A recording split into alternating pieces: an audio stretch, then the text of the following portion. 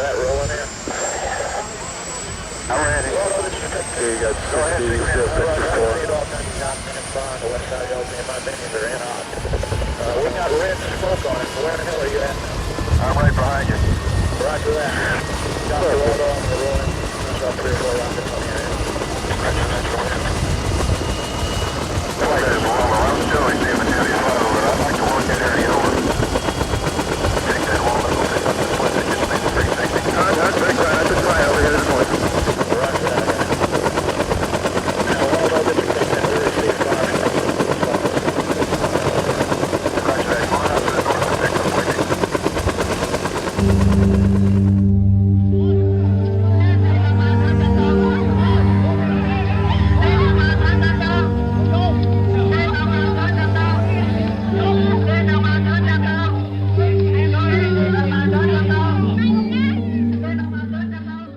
Describe what the fall of Saigon was like. For Saigon, when I was probably 14, 15 at that time, and we saw a lot of chaotic situation on the street, right? All the army, tank,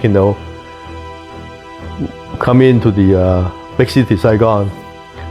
So chaotic, basically people. All the people would try to escape in the communists, right? They try to went to the boat, or took the helicopter. Whoever has a friend or people know the embassy or the people foreigner, U.S. American people, right? If they could go there with them, they just escape. When my dad heard some message from someone, we might escape on that big commercial boat to foreign country.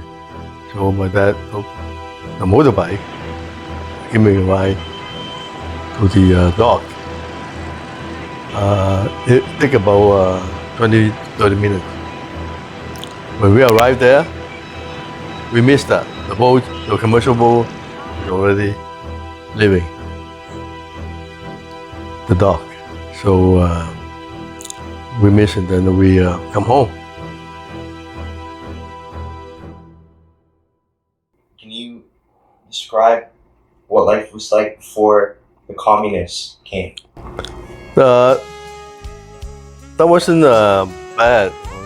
Before communism was capitalism. So we had a normal life. We are poor. We just above the homeless level. My dad was a bank teller at the bank. My mom was a housewife. So we have enough food, 3 meals a day. We have a big family with 6 siblings and 2 parents living in a small house. So we did not starve, but we are not rich. So we have a normal life, we had basic stuff, essential stuff for survival. And then what was the relationship like between you and your father? He was so cold, right? He has no emotion. The reason was when he was young, his parents both passed away. And then my dad was raised by the oldest brother. Right? So my father, he didn't have any emotion. When he come home from work, he like to gamble every night, right? Gamble, like a hobby, right? Not like gamble money. But he like to spend time, kill time by playing mahjong. So for hobby, he play gamble mahjong every night. We did not see him, we did not talk to him. So so we did not talk much between me and my dad. So from 0 age to 15, when the fall of Saigon, he changed. My dad changed. he quit gambling, and then he would like to buy a book to read. He was self-educated. Right? He didn't have any education.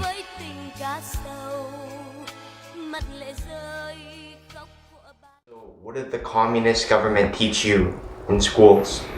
As I say, they always brainwash you, right? Communist ideology, right? What was the communist ideology? That's when you have to love government. Don't love yourself. Don't love your family. Only government. Communist Party is the God. Don't you realize that Right? this is from Uncle You don't Jim? love your parent, nobody. Only party. Communist. What did they teach you about Ho Chi Minh? Yeah, so Ho Chi Minh is like, treat like a God, right? So he's a godfather, Ho Chi Minh. That's right. And what would happen if you criticized the government? Oh, you're in big trouble. They put you to jail, maybe your family as well. You don't want to mess them up, right? Even you don't like it, you pretend.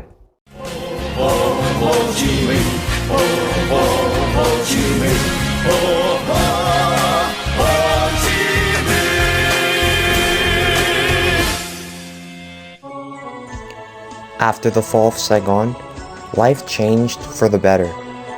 300,000 South Vietnamese soldiers were sent to re-education camps. This is a re-education camp in 1985. It doesn't look staged at all. Looks like a fun game of beach volleyball to me. Other reports say they endured torture, starvation, and disease while being forced to perform hard labor. But what do I know? The government made society more equal by confiscating Chinese businesses, stripping them of their homes and possessions, and preventing them from holding jobs or pursuing an education. The communist policies were successful. Vietnam now faced an economic crisis, declining standards of living, and serious food shortages. For almost 75 years, my dad's family fled from the communists. First from Canton, China, then to North Vietnam, then to South Vietnam.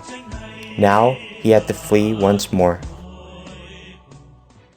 So why did he change? That's a good question, though. After Saigon, because he didn't have a job, right? And then he did not like communists. Right? Maybe he thought he lost hope. That's why, he just focused, trying to ship one person, one member out of Vietnam to the foreign country, and then hopefully they have a better life and then bring the rest of the family there, right? So how come it had to be you and not anybody else? Oh, because I'm an oldest boy, right?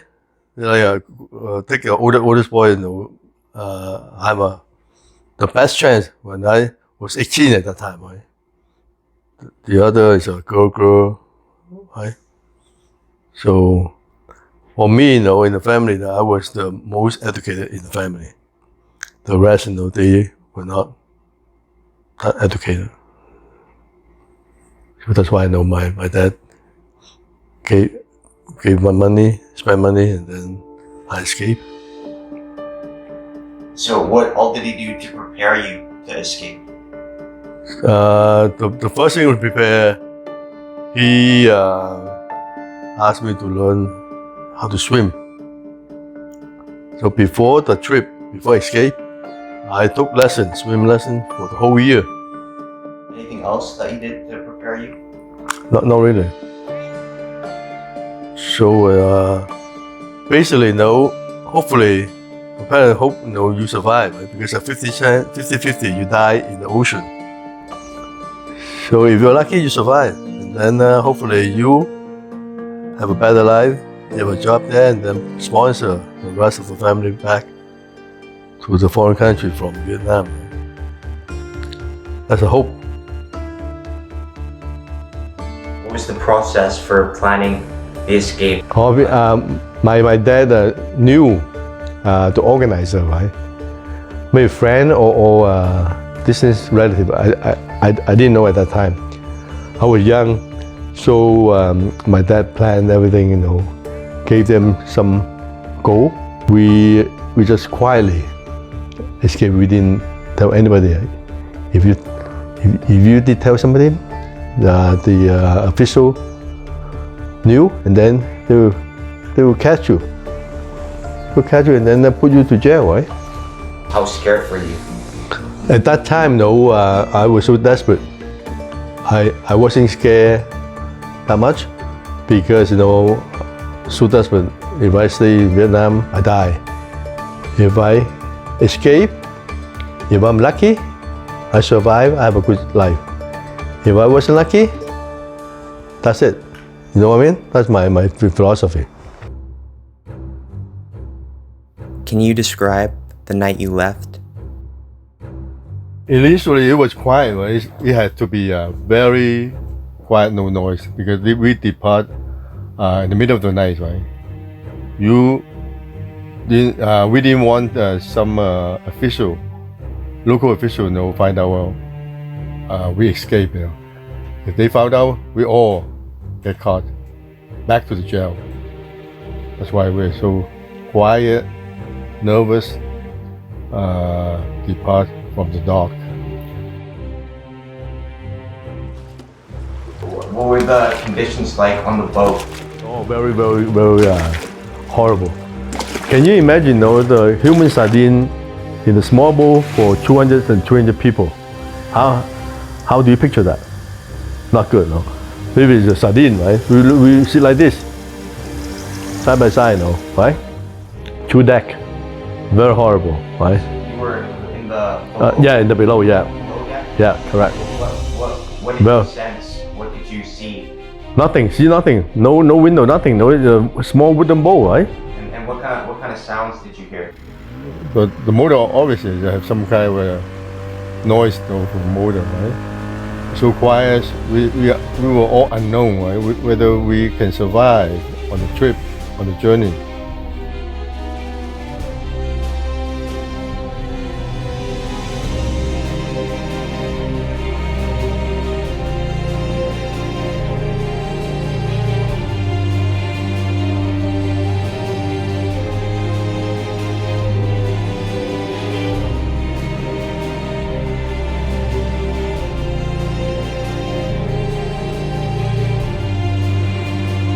The first 2 days, we had something to eat and drink. And then the third day, we were robbed by pirates, right? And then the first time we were robbed, basically they robbed everything. They stripped all of us and then asked all the men swim from one boat to their pirate boat, right? And the women and the kid lived in the original boat. They have a gun, M16, right?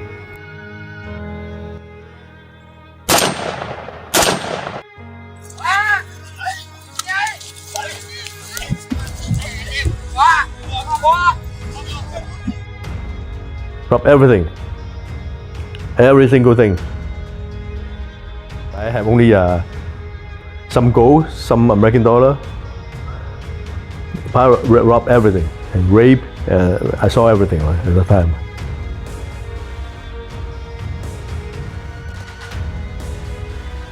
And then overnight, the next day, different pirate, rob again, different pirate.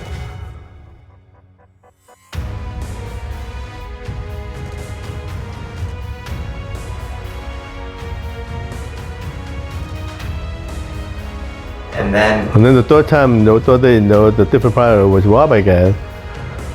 And basically, they messed up the motor up, messed up, the food and everything, right? Basically, we didn't have food and water for 2 days. Drift in the ocean. So, I was so skinny, so weak, right? Because then there was not much to eat and drink. So, yeah, it was tense, We didn't move. The boat didn't move anywhere, right?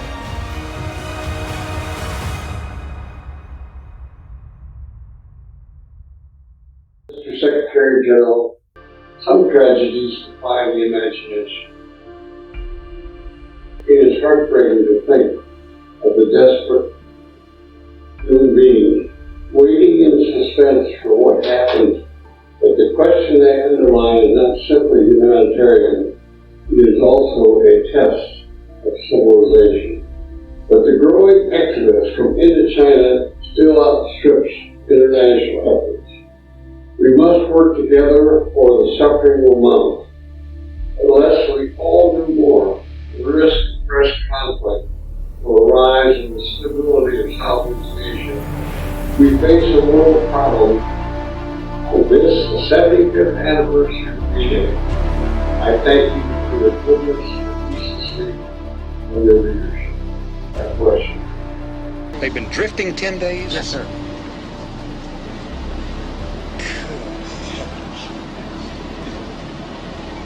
Well, do you want me to say the decision, or Bert, do you want... are the master when it comes to this, and you know, I'm not.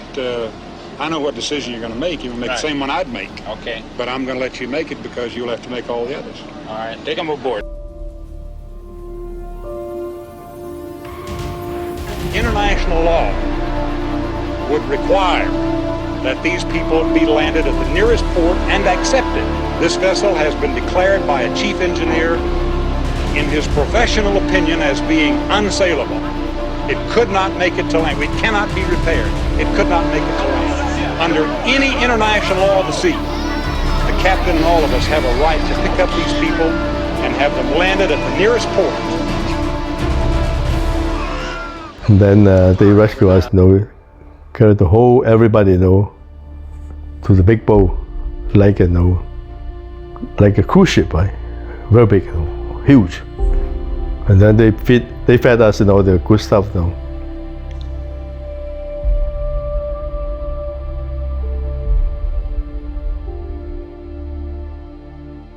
And then they took us, the whole boat people.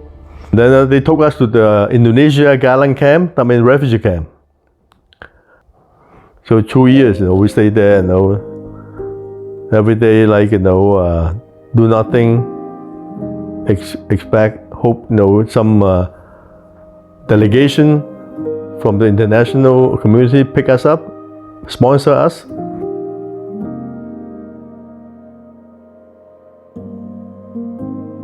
I bumped into a hill. We arrived at the same refugee camp. We went to a separate boat, separate location, but we end up same place. I saw him accidentally, right? Cool. It's the same refugee camp, coincidentally, right? We have no plan, right? Yeah, very emotional. And then we stayed there for a few months, right? Talked to him, and then at that time he knew English, right? He was 4th year of a medical student in Saigon, right? And so somehow the church here, I don't know how he find out now. The church here sponsor him to Canada, right? And then he arrived here, probably in January.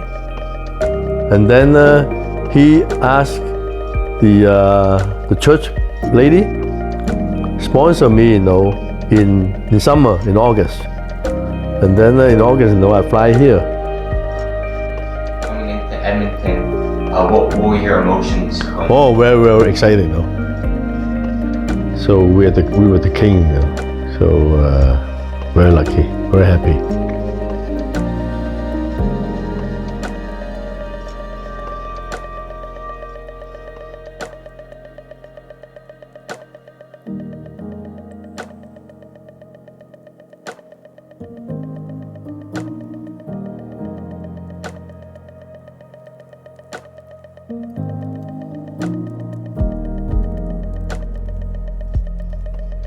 Sometimes the environment, the circumstances change you. Sometimes, right? Sometimes, right? So it change who you are.